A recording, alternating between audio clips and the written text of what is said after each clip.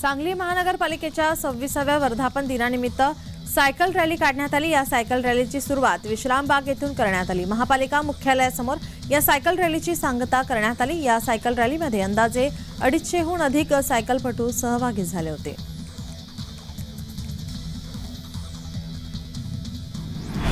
धुळे जिल्ह्यातील आशा सेविकांनी शहरातील क्युमाई क्लब समोर जोरदार घोषणाबाजी करत निदर्शने केली।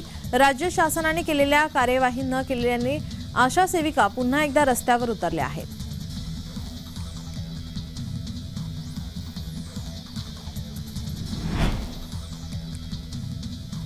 धुळे जिल्ह्यातील आशा सेविकांनी शहरातील क्युमाई क्लब समोर जोरदार घोषणाबाजी करत निदर्शने केली। राज्य शासनाने केलेल्या कार्यवाही न केल्याने आशा सेविका पुन्हा एकदा रस्त्यावर उतरल्या।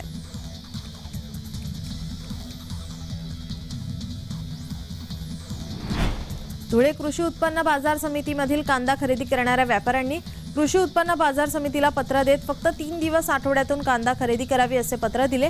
त्यानुसार धुळे कृषी उत्पन्न बाजार समितीमध्ये आता आठवड्यातील फक्त 3 दिवस कांद्याची खरेदी होणार आहे।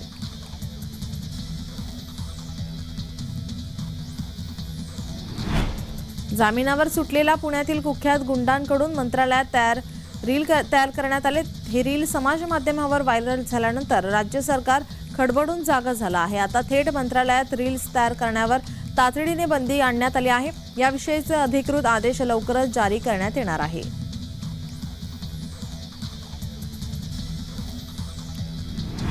अरबी समुद्रात वादळ निर्माण झाले की ते पश्चिम किनारपट्टीवर कोकण किनारपट्टीवर येऊन आदळते आणि या वादळादरम्यान नागरिकांना आधीच सुरक्षित आणि योग्य स्थळी हलवता यावे यासाठी कोकण किनारपट्टीवर बहुउपयोगी संरक्षण निवारे उभे केले जाणार आहेत।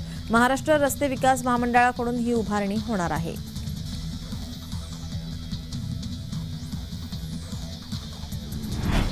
नागपूर ते मुंबई दरम्यानच्या समृद्धी महामार्गाला राज्यातील आणखी 12 जिल्हे जोडण्यात येणार आहे। त्यामुळे समृद्धी महामार्गाशी उर्वरित महाराष्ट्रातून कनेक्टिव्हिटी मिळणार असून या महत्त्वाकांक्षी प्रकल्पासाठी तब्बल 60,000 कोटी रुपयांचा खर्च अपेक्षित आहे।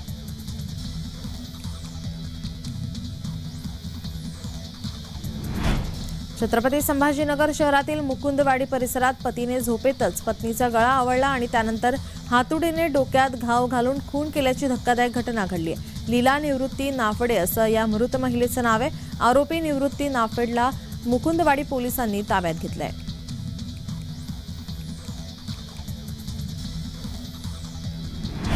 छत्रपती संभाजीनगर जिल्ह्यात गतवर्षी असमाधानकारक पाऊस झाल्याने जमिनीतील पाणी पातळी कमालीची घटली आहे। त्यामुळे आता विविध गावांना फेब्रुवारी महिन्याच्या प्रारंभापासूनच पाणी टंचाईच्या झळा बसण्यास सुरुवात झाली आहे।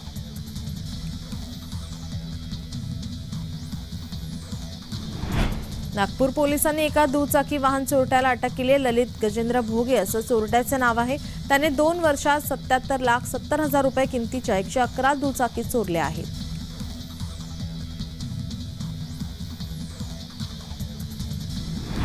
गुरुवारी सकाळी धनगर समाजाच्या एका व्यक्तीनं BSNL टॉवरवर चढून शोले स्टाईलने आंदोलन केलं। जोपर्यंत आरक्षणाची अंमलबजावणी करत नाही तोपर्यंत खाली उतरणार नाही अशी भूमिका त्यांनी घेतली आहे।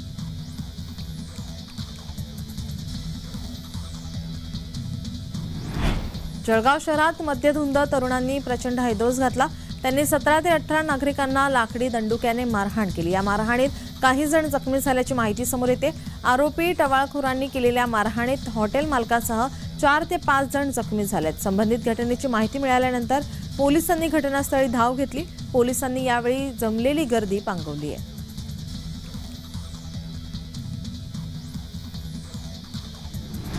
अमोल कोल्हे यांनी संसदेत एक कविता सादर केली। प्रभू रामाच्या प्राणप्रतिष्ठेचा धागा धरत अमोल कोल्हे यांनी सद्य परिस्थितीवरती भाष्य केले।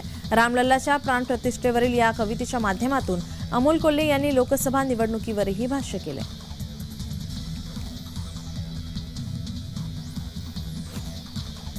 नागपूर पोलिसांनी शहरातील गुन्हेगारी समस्या सोडवण्यासाठी महत्त्वपूर्ण पाऊल उचलले। नवनियुक्त पोलीस आयुक्त डॉक्टर रवींद्र सिंघल यांच्या नेतृत्वाखाली नागपूर येथील पोलीस आयुक्त कार्यालयात गुन्हेगारांची परेड काढण्यात आली आहे।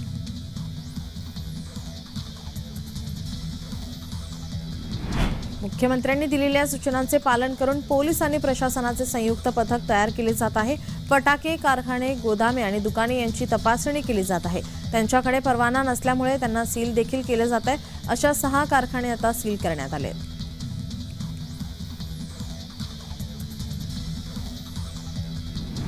गोव्याचे मुख्यमंत्री डॉक्टर प्रमोद सावंत यांनी गोवा पोलीस ई-बीट बुक ॲपचे उद्घाटन केले आहे.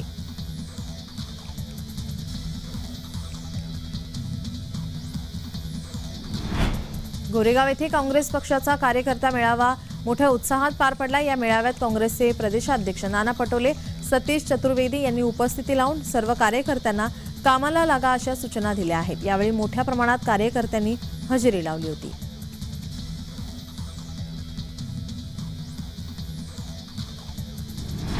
पुणे मुंबई द्रुतगती महामार्गावर आपत्कालीन प्रसंगी आता तातडीने मदत मिळणे शक्य होणार आहे. महामार्गावर आपत्कालीन दूरध्वनी केंद्रे सुरू केली जाणार आहेत. या माध्यमातून वाहन चालक थेट महामार्ग पोलीस नियंत्रण कक्षाशी संपर्क साधू शकतील.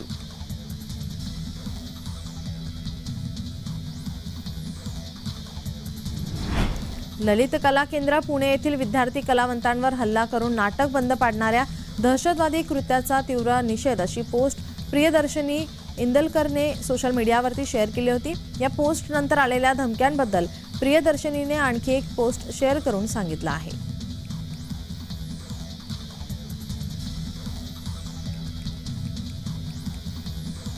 पुणे ते नाशिक औद्योगिक महामार्ग बांधण्याचा निर्णय महाराष्ट्र राज्य रस्ते विकास महामंडळाने जून 2023 मध्ये घेतला होता. आराखड्यासाठी नेमलेल्या सल्लागार संस्थेने नुकताच अहवाल सादर केल्यानंतर सार्वजनिक बांधकाम विभागाने बुधवारी रोजी पुणे नाशिक औद्योगिक द्रुतगती महामार्गाच्या 213 किलोमीटर लांबीच्या अंतिम आखणीस मान्यता देत रस्ते विकास महामंडळावर बांधणीची जबाबदारी सोपवली आहे. पुणे नगर आणि नाशिक या 3 जिल्ह्यांच्या औद्योगिक विकासाला चालना मिळणार आहे.